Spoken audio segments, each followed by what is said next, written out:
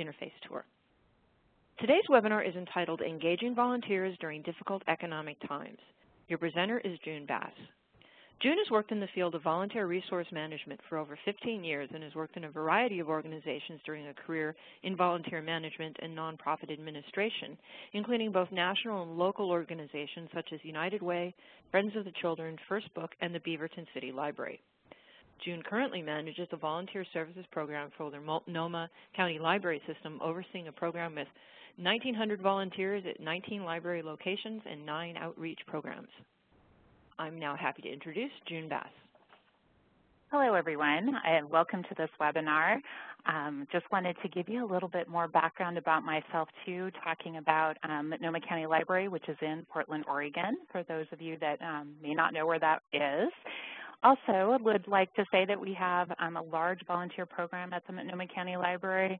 I've also had some experience doing other best practice training in volunteer management, and I'm also a CVA, which is a Certified Volunteer Administrator. So at any point someone wants some more information about what that is, please go ahead and chat about that. I'm going to try to make this as interactive as we can for our webinar to be, at least. So we'll be doing some polls and asking for some chat as well regarding some of the topics we have. But too, if you have a question at any time, please put that in. I may get to it right away, or I may wait toward the end of the webinar if I'm going to cover that topic. So to go ahead and just kind of give you an overview of what we're going to be talking about during the webinar. First, as you see it on the agenda, we've got introductions, which we're doing now.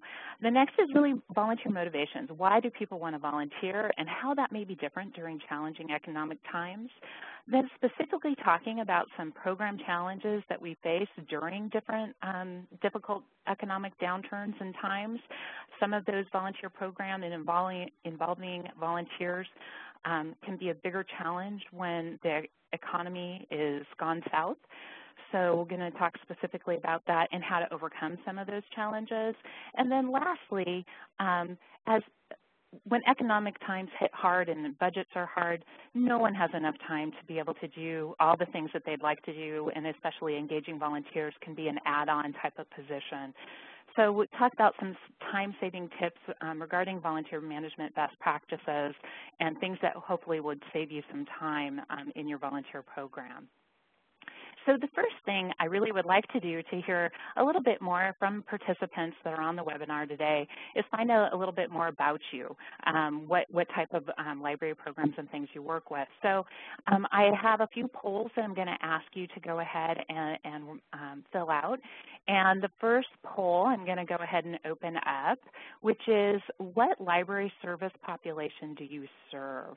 And I'm looking at that as people are quickly, the numbers are going up. A lot of suburban I'm seeing come up, and a lot of people in a variety. It's really even right now, which is kind of interesting.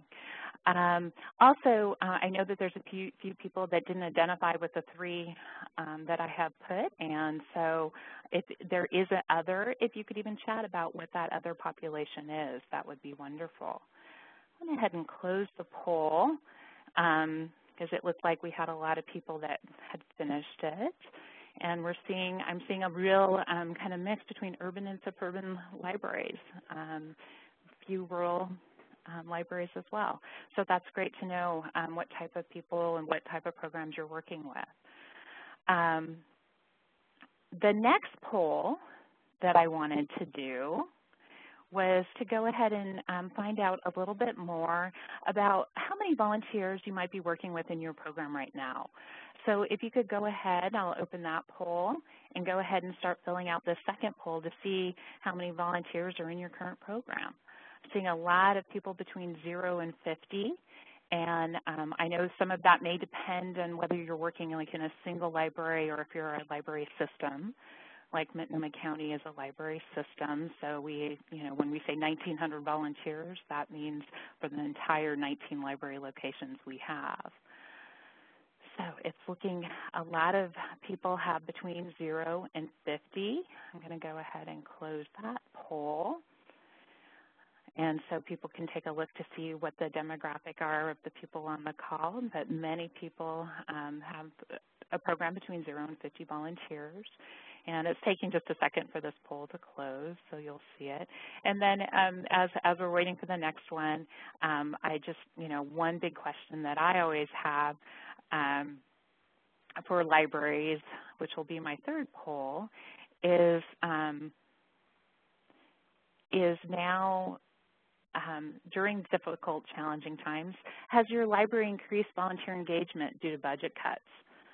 Because I know that this is something that happens frequently. I've heard many different libraries, and I've actually talked to many colleagues around the country that are oftentimes engaging volunteers for the first time, or first time in a meaningful way because of some budget cuts. I don't know if some of you have followed the news, there is a whole library system in England that is actually proposing to have many of their library branches run by volunteers specifically. So this definitely is something that comes up. So there is, so far, about 36 people have said yes, they've increased volunteer engagement. But it's not as many as I kind of thought. I thought maybe the number would be a little bit higher. So it's pretty even. 31 said no, they haven't needed to increase more. Again, I'll get those poll results to you. So with that said, wanted to go into the volunteer motivations. So what makes people want to volunteer? And so to continue being the people on the call engaged with this, what have you noticed? If you could use the chat function and say, what things have made people come when they come to your library that you want to volunteer, that they want to volunteer? And those functions really like to see what different things come up for people when they volunteer.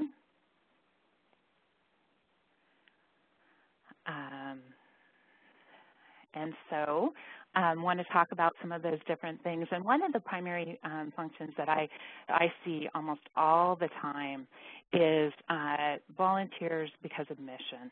Mission is a really important part of why people come to volunteer. I'm seeing other things like school credit. That actually has come up a lot.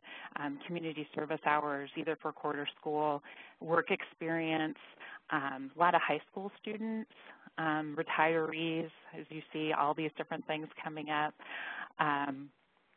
They have a love for libraries. Someone else put they want to meet friends and they want to exercise. Yes, volunteering are all those reasons why people want to come in and engage in library service and do many things. But one of the things that I think I can't emphasize enough is if you talk to people about motivations, one of the reasons they come to your library is because they believe strongly in the library mission. Even if they want to increase job skills, they're still also wanting, they come to your library because it's a trusted place in the community. And so that's something to always remember when you're thinking about what are bringing people to your library. So during economic downturns, what you see on this slide is that many of the volunteer motivations stay the same. They don't necessarily change that much, but there's a couple of things that I think happen a lot more during economic downturns. And one is, of course, you see more people coming in and wanting to gain skills, new skills over time. You also may see an increase in people not only wanting social involvement, but they may be wanting to connect with other people for networking. They may also be coming to you more frequently because there's a lot of retraining programs that require people to go to volunteer to gain skills. And so that's one of the things that is really an important part of this change. The other thing I think during economic downturns, what you'll see is an increase in people just wanting to get out, that sometimes after a layoff has occurred, they're feeling really down on themselves and they want to be meaningful again. And so building self-esteem and putting back to work some of the skills that they've had is something that comes up frequently for people. So one of the things that I also, it was kind of a myth that I wanted to talk about motivation, is one of the things that comes up a lot, I think, for libraries that we talk about that really isn't a motivation for volunteers. And in the chat function, could you kind of guess maybe what is a motivation that we think maybe doesn't come up so much for volunteers, that is something that we think about in the organization but really may not be a volunteer motivation? And so I'm looking at the chat to see if anybody answered that question, and I think it'll take just a minute. And I'll go ahead and say the thing that comes up for me a lot when I'm talking to staff is oftentimes staff talk about things about staff, volunteers supporting staff, supporting the work that staff members are doing. And if you talk to volunteers, oftentimes, I would say most of the time, they don't talk about wanting to come support the work that staff do. They talk about wanting to support the work the library does, which really is the mission again, providing quality library service to the community. They may love books, they may want to learn English and those other things are all other motivations, but one that I know I always talk to staff about is they're not necessarily there to support the work you do. That's a byproduct. But that motivation of being there for the mission of the organization is really important. And so why do we talk about motivations? Motivations are really important when you're thinking about a lot of different things in the volunteer program. And motivations do change over time. And it's something to really think about. Because motivations, I have a volunteer in my office that started volunteering before he retired. And he's now been, thankfully, in our office. He's one of our clerical volunteers that's been there for 20 years.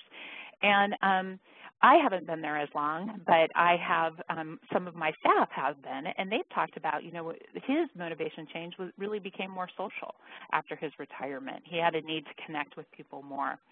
And the reason it's important to think about what those motivations are is many things. It may help you figure out what your recruitment message should be for certain positions. It may help you develop different position descriptions. It also is something related with the satisfaction that volunteers have in your organization. And of course, if you know what's motivating your volunteers to come in, it's going to help you with retention, keeping the ones that you've got and increasing maybe the capacity and skills of other people, other volunteers within the organization. One of the primary goals of a volunteer program is really to develop relationships between the organization, staff members, and the community, those volunteers coming in. And relationship building is one of the primary focuses of working with volunteers. And so you can be a lot more successful if you understand the motivations of why people are coming to your organization. So that's, I think, a really important piece of that. The next part of our webinar that I wanted to go to, yes, and Terry Claypool just said, and it's so true because they are voters. And we're going to talk a little bit more about those voters and why they're so important, because that is a big motivation.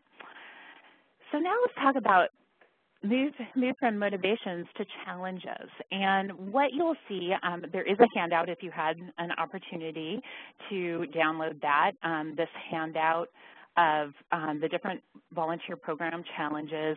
I list out what those challenges are and then some ways to address them. And unfortunately, during the webinar, we're not going to have time to go through every single one of them, but I wanted to really hit some of the highlights of the different areas and that specifically are coming up. So the first area is a lack of trust, and this challenge is a challenge that comes up no matter if you have economic downturns or not, but I think really comes up a lot more when economic times are tough. And a lot of that has to do with the volunteer and staff relationships in your organization. Lack of trust really comes from a place of fear a lot of times, a fear of not knowing how to engage volunteers, but often during economic challenges, the fear comes from thinking that volunteers are going to replace workers and replace jobs. And that can be a very legitimate fear. And it's something that I think needs to be really addressed at the highest level of management.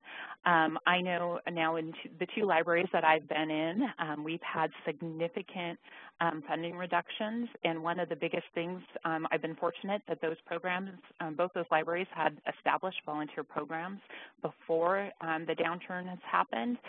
But what I noticed almost instantaneously from staff was staff starting to talk about how volunteers would replace the work they do. And so in both organizations, one of the things, my primary goal is to make sure that I'm combating that fear by making sure that management is addressing it head on and talking about how we're going to include volunteers in a funding reduction, how staff can be engaged with volunteers effectively, how volunteers will take pieces of things, but they don't replace jobs on the whole. And that's what our volunteers do already, is they're taking pieces of those positions. Also, I like to give real concrete examples. I actually met with our management team last week because we are facing budget reductions. And when we talked about engaging volunteers, I said, you know, it's just we can't replace staff, especially in locations where we already have very small facilities. I gave the example of if you have one page that is a 40-hour page, putting books away and doing a lot of material movement, you would need 20 volunteers to replace that one person, because in the Sonoma County library system, in my previous library system, most of our volunteers came in for 1 2-hour shift once a week. So when you calculate what that need is, you have 20 people. That means 20 people need to be scheduled, 20 people need to be recruited, 20 people need to be trained, and all of that takes time, effort, and it also takes someone to do that work. So when you're thinking about trying to replace staff, it's not a feasible model. In fact, most libraries came from volunteer organizations, started, I know, both Beaverton City Library, where I was at before, and Sonoma County, both came from being volunteer-led organizations. And as they grew and as they built, they needed to replace those volunteers with staff because they needed to have some more consistency, and they need professionals to handle higher level work at times. And so it comes from that. Another challenge I wanted to address head on to is concerns that the union might have. How many people have talked about, just if you do the chat function, have union concerns have come up regarding volunteers? I know this is something that in both the libraries I've worked at, they're a union shop.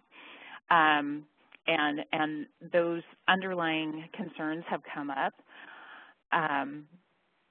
It looks like there's a few people that are unionized, and this has come up with them from the chat function. And when the union concern does come up, one of the things that has happened over time, I was talking to a library, I believe it was in Ohio a few years ago, and they had it actually stipulated in the union contract what volunteers could and couldn't do. And so I'm already seeing that. There was something about one of the webinar attendees say, so far volunteers may not use computers. There's also privacy issues. Well, sure, there's privacy issues that come up, but we also have confidentiality agreements that people can sign to combat some of those privacy issues. You know, there's a lot of things that come up around that, but addressing the union concern head on, having management talk about that, what is the wording that is in the union contract, and how did it get there? Fortunately, in my organization right now, our union contract says volunteers can be engaged in any service that management sees fit. That doesn't mean that we're going to all of a sudden just start replacing volunteers left and right. It means that, or replacing staff with volunteers, but it does give us the ability to think about how we can strategically engage volunteers. And we talk to the union about that. And you know, I'm seeing that some people have said in the chat that there are clear divisions with what volunteers can do and what staff do. And I have to say in our organization that line gets really blurry because people are doing shelving books together with union staff. They're not doing full function of other duties, but some of those things are very blurry. Someone else said that volunteer in the union contract, volunteers cannot result in job loss. You know, and so those things get kind of muddy, and it's something, again, that management needs to really talk about, needs to involve the union, but also our mission, everybody's mission, whether it's a union mission or whether it's staff, whether it's volunteers, is really to support the organization and support the mission of providing quality library service. It also is really important about when you're engaging volunteers. Terry mentioned earlier about getting the votes. These are voters. And it has been, there have been a few studies that have shown that library areas that don't engage a lot of volunteers have harder times getting tax levies passed and other funding measures passed. Those that engage more volunteers have a higher pass rate for their funding initiatives. And to me, that's no surprise. I know that we've had many conversations with our volunteers about our current funding, and these are the people in our organization that want to know, how can I help? And they're going to tell neighbors and friends about the issue that me as a staff person could say the same thing, but coming from a volunteer is very different. The message is very different because, of course, as a staff member, I can be looked at as I have this engaged, you know, I have a stake in this, where volunteers are often looked at very differently. So also wanted to move, okay, so the lack of trust is one of those challenges, but then also the fear of change. Staff layoffs and budget reductions are a huge part of usually things that happen during economic downturns. And there's volunteer layoffs too. You may have a program that is supported by volunteers that you may decide you can't continue because a volunteer program isn't free and the labor isn't free, and you may need to make the decision that that program can no longer continue. Just because there's volunteers running it doesn't mean that it's still something that should be offered by your library. Constant change can be really hard too, especially for volunteers. If their relationship and what they're doing a lot of people are doing this on their free time, and if constant change is something that really bothers them, they're going to stop coming in. Also, it's a mourning of the loss of what used to be. A lot of people want the library, you know, to go back to where it was when the funding was good, and a lot of times that can't happen. So that's another kind of a fear that happens. But addressing that is communication is really important, and talking to people.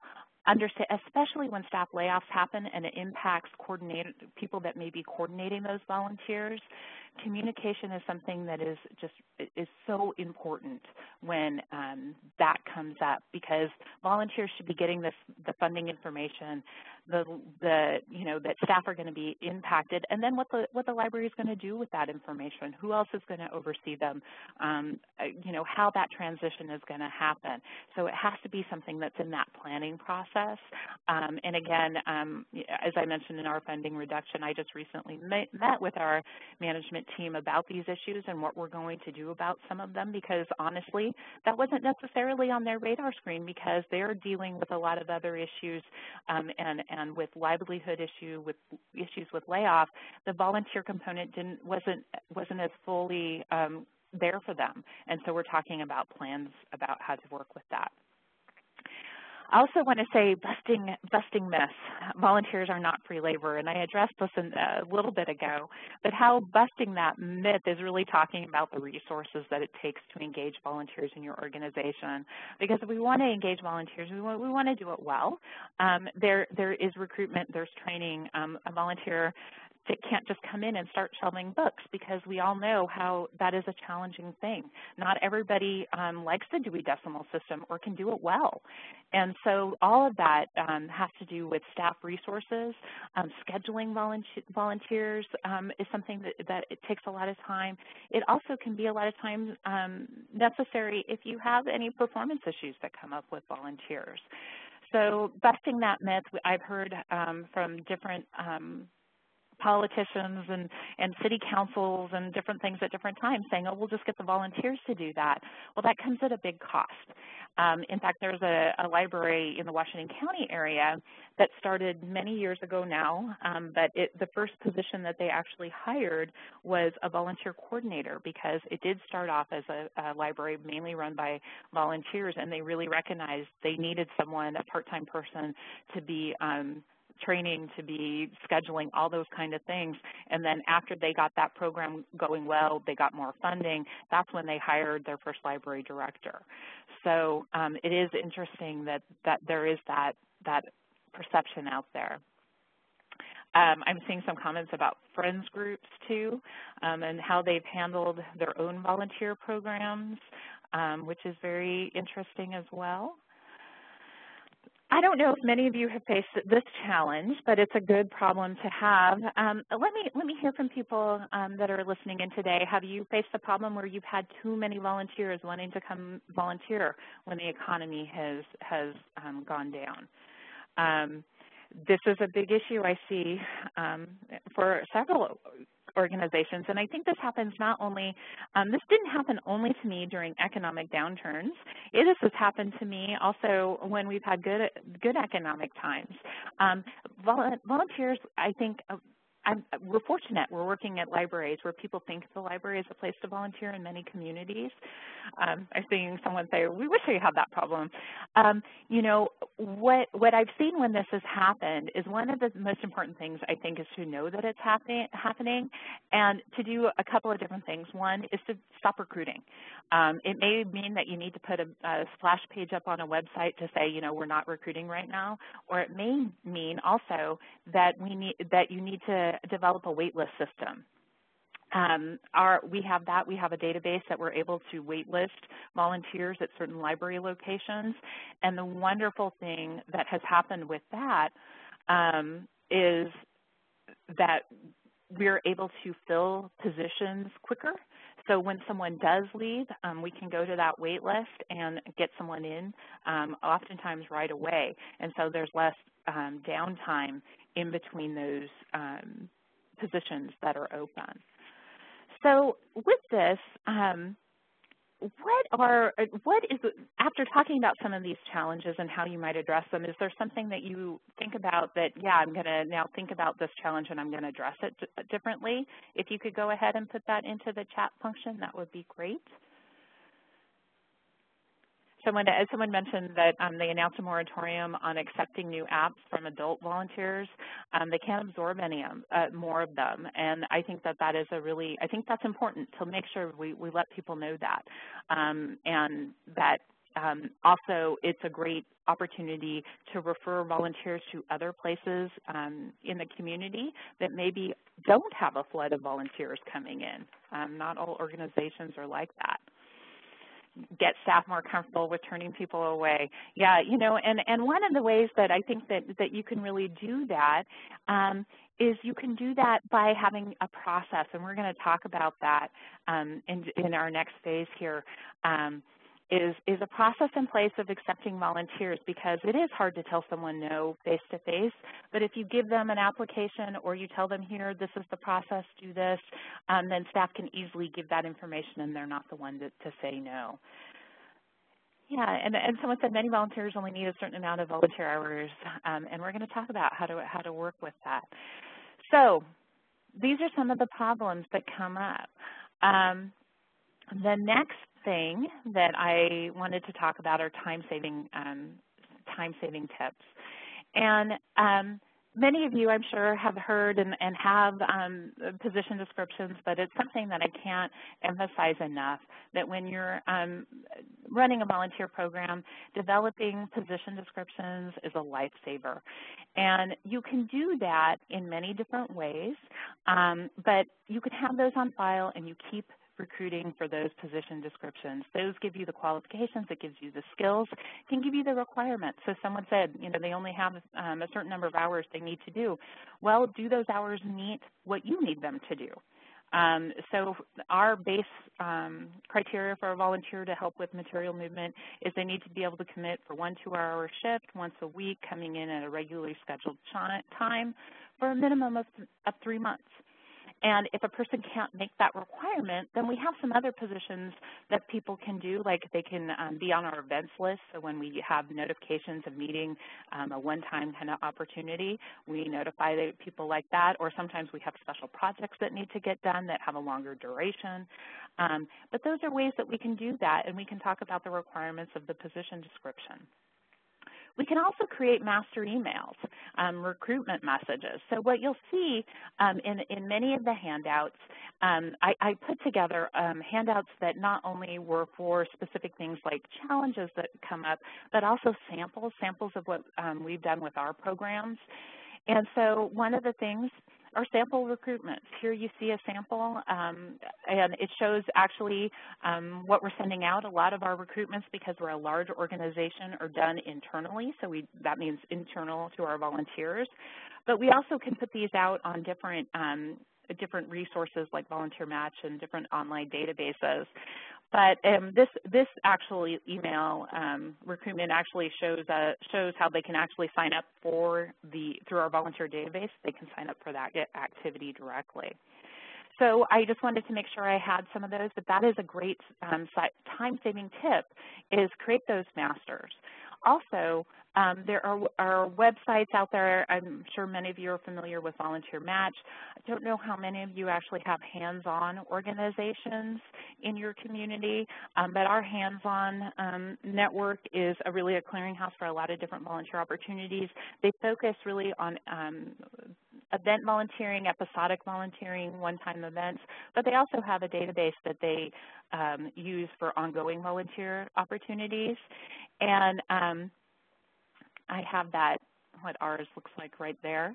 And that is, you can find volunteer opportunities right there, and we have ones listed on that site.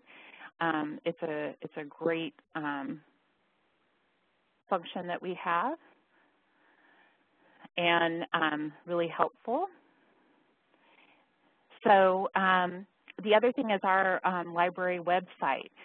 We have, again, I mentioned that we have a database, and our database is integrated both with our website, and we're able to list volunteer opportunities right with that.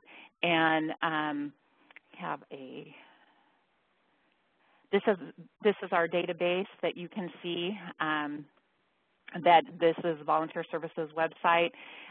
You can see we have an opportunities function here, and you can see our different library openings. This is populated all from this database that we're using, so it's a great way to be able to put our opportunities, and we don't have to recreate the wheel every time because these are posted and we can basically show them or not show them.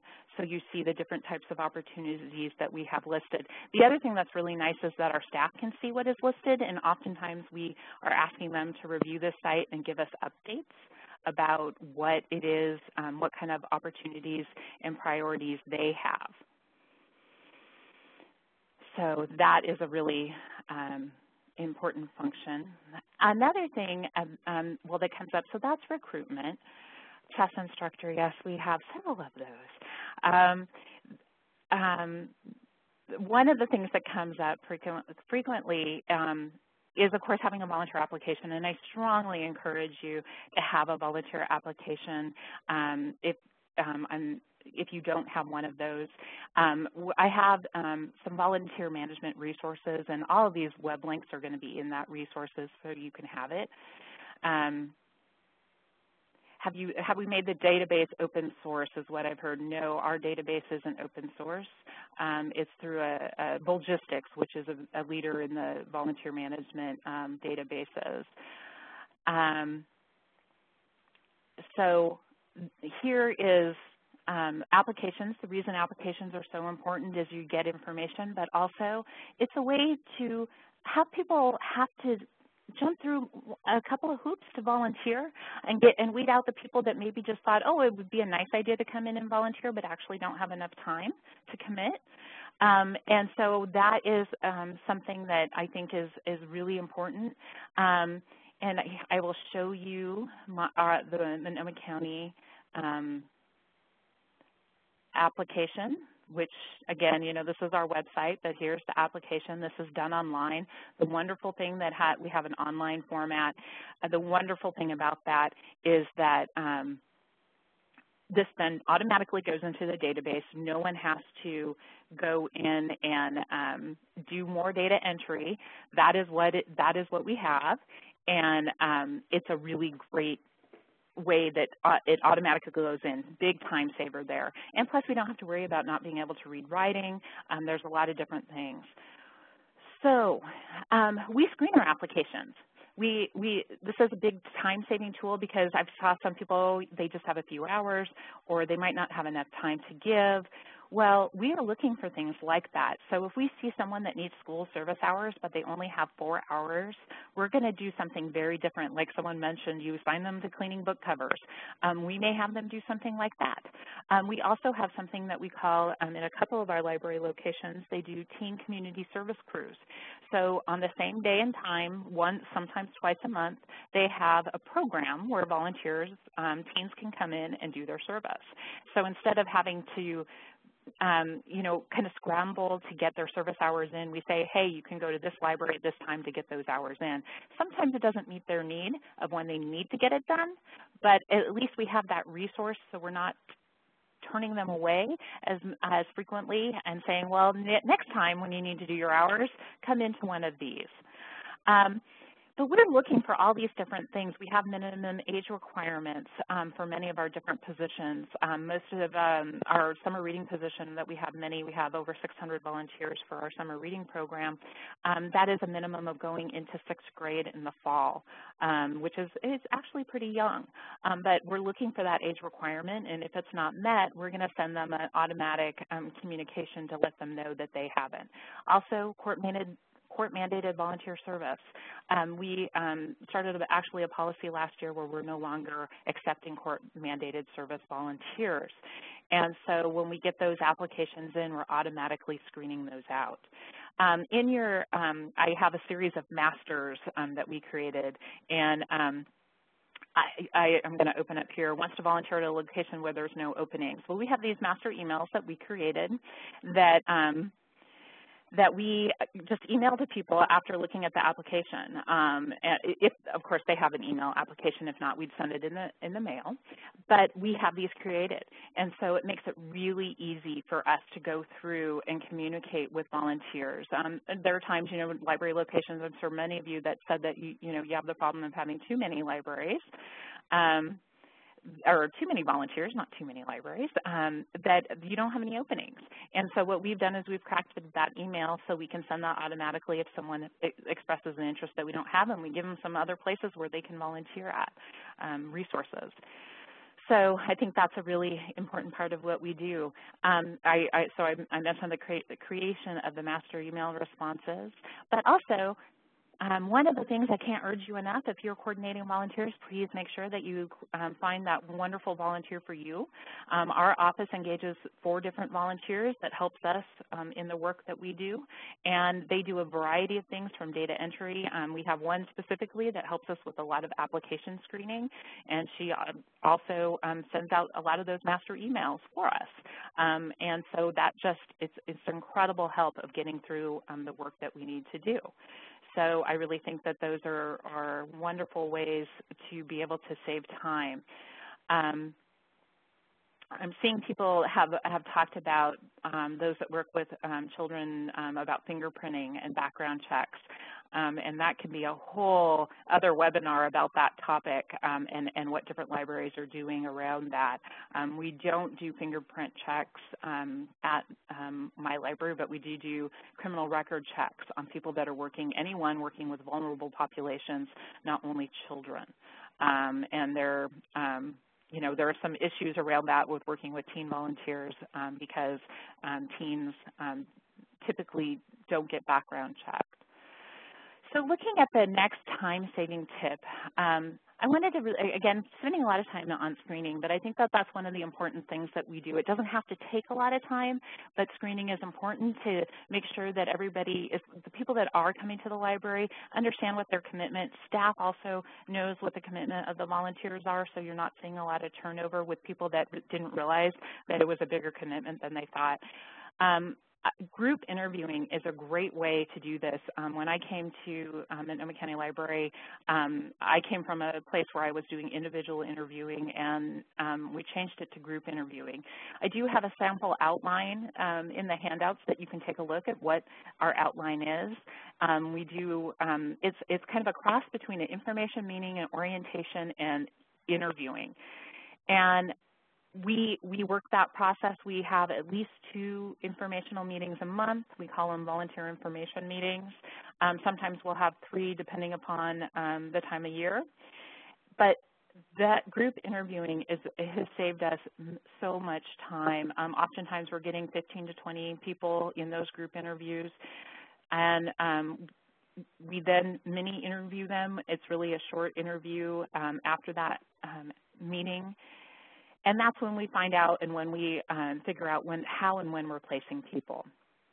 One of the things that oftentimes comes up is unemployed volunteers, and that's something that we've really had to work on. When the economy really went south, we saw that flood of volunteers coming in, and many people, it seemed like we were talking to people over and over again that were unemployed.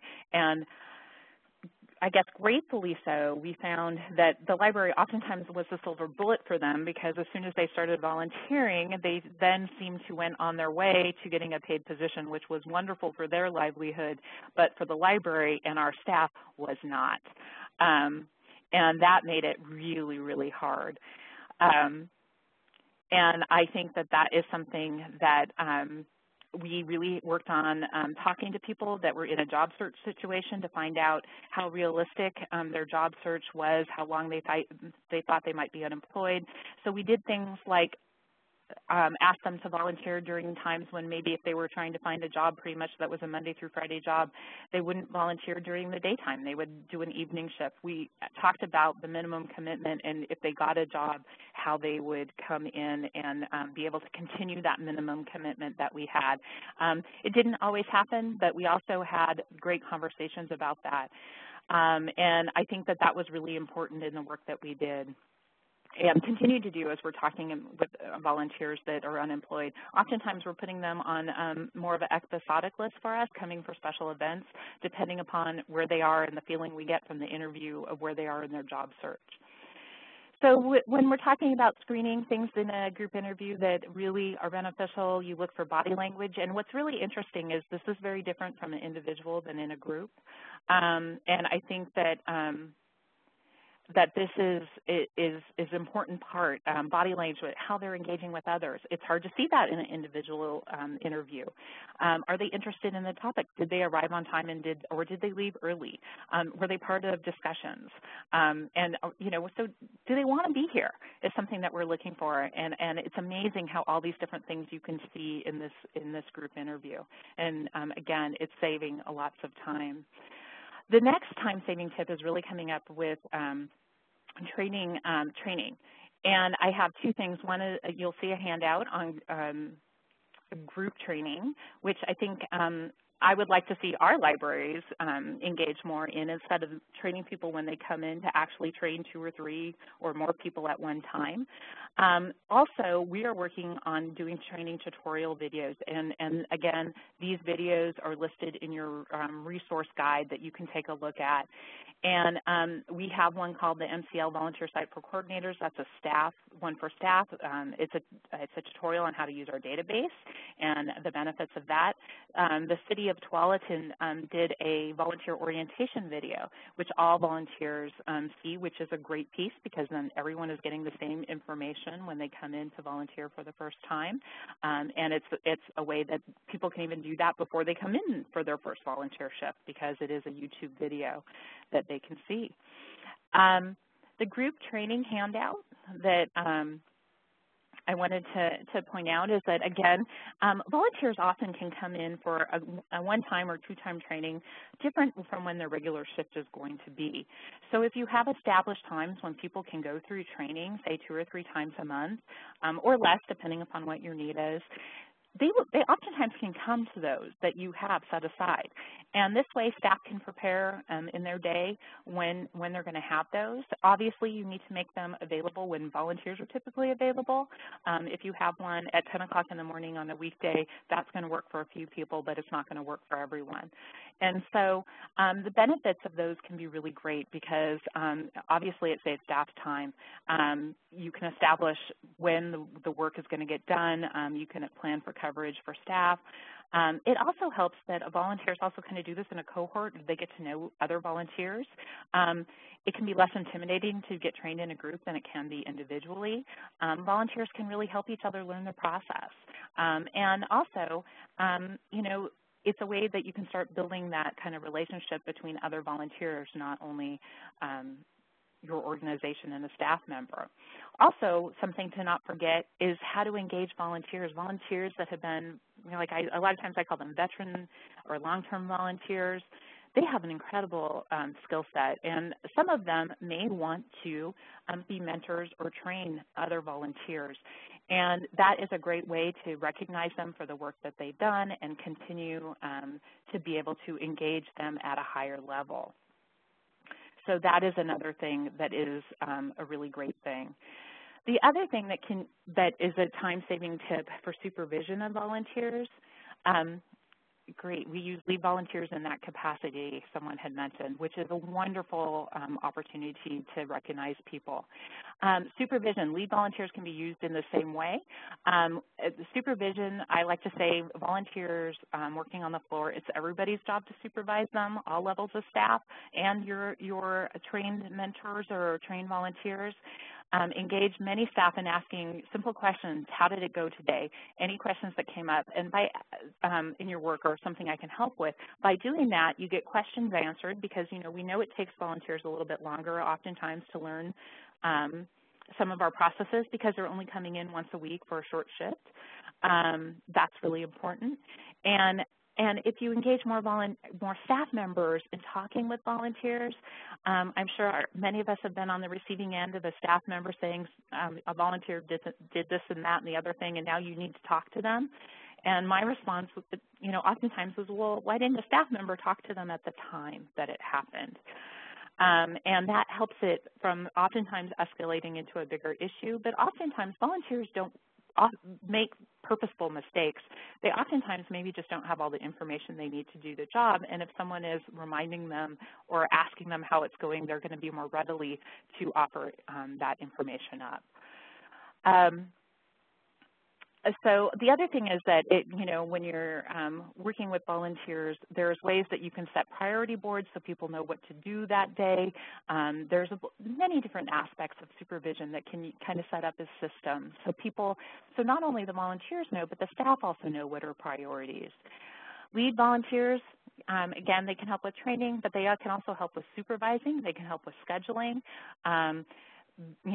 We in our samples here, I have an example of a summer reading leader, which is this lead volunteer for us that we engaged during our summer reading program, and this has been a huge help for us with the many volunteers that come in for that program. Also, with supervision, you can put many things. Volunteers will fill out forms. You may have to kind of chase them down a little bit for those forms, but they can help you collect statistics. You can give them email updates. They can email you on the progress they've made if they're doing a special project for you. I have a volunteer in our office that we're not always there when he comes in because we have meetings outside and are not always there on his day and time or when he arrives or when he leaves for the day, and we have a daily priority task list that he checks off and leaves us notes if he doesn't get to all the work that we ask him to do for his volunteer shift that day. the last thing I'll talk about with supervision, and we're getting close to the end of our time here, is a volunteer database, and I mentioned earlier how important that is. This has been one of the biggest time-saving supervision that we have had in our organization because we have people that are coordinating volunteers and managing them at different locations. And the database, which I'll just show you a screenshot right here, you see Harry Potter there as one of our sample volunteers, and he lives in Southeast Portland, not off to Hogwarts quite yet, but they can see this information. In fact, the volunteer actually has access to this information too, and so they can update their address. Many of our locations are using a scheduling function, so they can see right there what their schedule is. Some of our volunteers' locations self-schedule, so volunteers can sign up for open shifts. They can also report their time. They can get a service history, but staff can do these things too. So staff automatically have contact information for their volunteers. So it's really something easy to do, and it can be, you know, if it's one of the resources that, you know, during budget times, I would say this is one that you spend some money on because it can help you manage the people you have. And there's many different inexpensive programs out there that can be utilized in different ways. So with that said, wanted to leave some time at the end for some Q&A, and I know that there's been some questions about, I saw one come up about firing a volunteer, but are there other questions that have come up? I see I use the same database, but I couldn't do it citywide coordination without it. How do you reopen? Oh, okay. Other people I know use other volunteer databases. I can talk briefly too about volunteer, about firing a volunteer. That definitely happens. I've actually had to do that a couple of times this last week, and it was really challenging. And I think one of the biggest things that has come up with that is being able to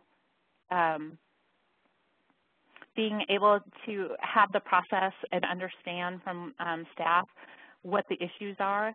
And both of my issues just recently where I had to ask a volunteer to leave, I actually wish they could be handled in a different way because the issue got much bigger than it needed to be. And by the time we got there, it really wasn't a fit any longer for the volunteer. But if we would have been able to do some coaching earlier on, if I would have been more aware of the issue, we would have handled it very differently. My goal really is to be able to get to the point with volunteers where we're coming to a mutual agreement or we can redirect where they can volunteer. But I'd love to give people some more information if they want that specifically about how do you fire a volunteer, because it definitely does happen. And I'm seeing many questions. How about volunteer appreciation was a question from someone, and we have a whole process for volunteer appreciation. We do not have a big luncheon like some people are saying with door prizes. What we do is we do ongoing recognition. We do birthday cards. We typically have a gift twice a year that we send out, sometimes as little as a bookmark, sometimes a water bottle. I saw someone had put the link up there, which is a great link for ordering gifts. What we've noticed is people really like to have things that have the library logo on it, not necessarily being a volunteer, but having the logo of the library, because that's, again, they're identifying with the mission of the organization.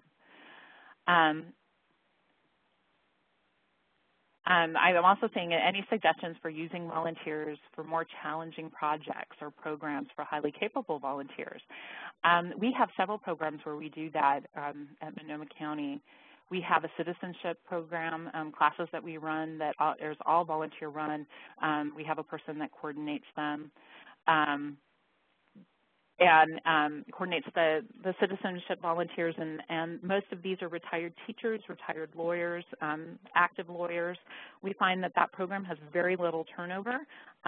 It's a great program for people that are really busy because we run them in 6-week sessions, and people only have to do 2 or 3 of them a year, so they can schedule their life around that.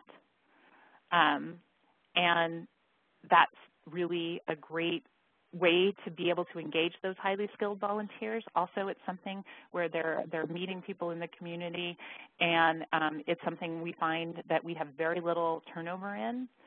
We also have volunteers that are teaching computer classes, and again, we've structured that so people don't have to have a weekly ongoing position for teaching those classes. They do 2 a month. And have committed to do them around the library system, not necessarily at one specific location. So that's been another great way to engage people that maybe don't have as much time to give.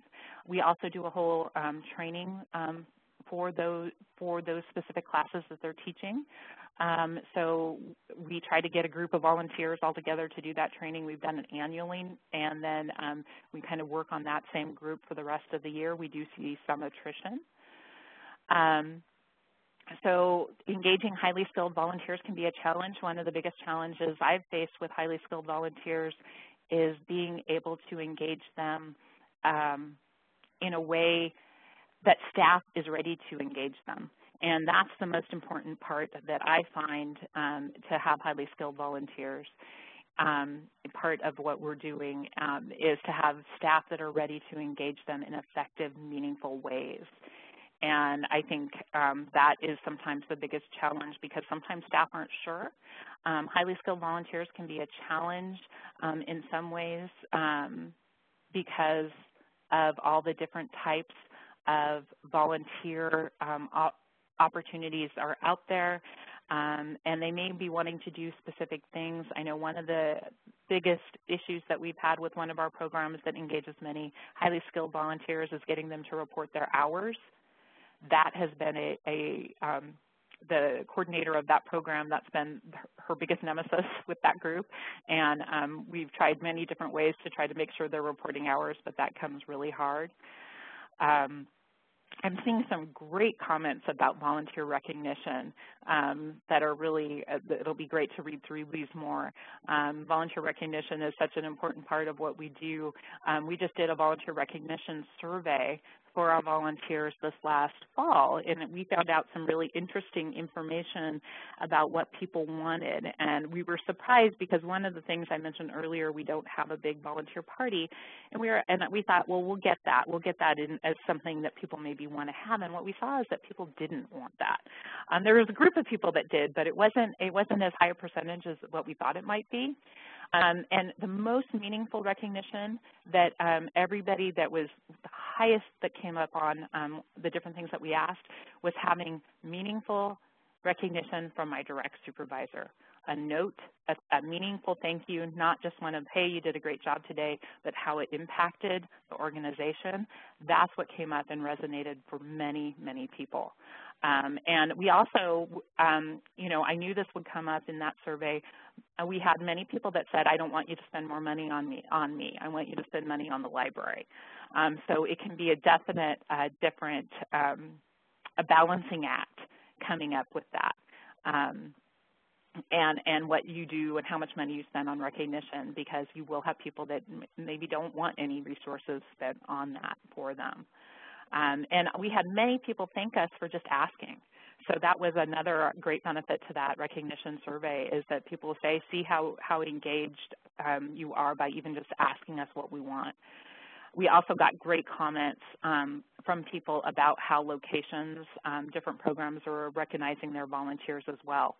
So that was another great benefit of that recognition survey, because we were able to get those comments to staff that engage those volunteers every day. I know we're winding down here, and I do have my contact information here. If you would like to, if there was a question that didn't get answered as much that you would really like to follow up on, I would love to talk to you further about that. It looks like people are doing amazing things out there. And we have, someone was talking about job seekers, and we have job-seeking labs. So that's great. Hello?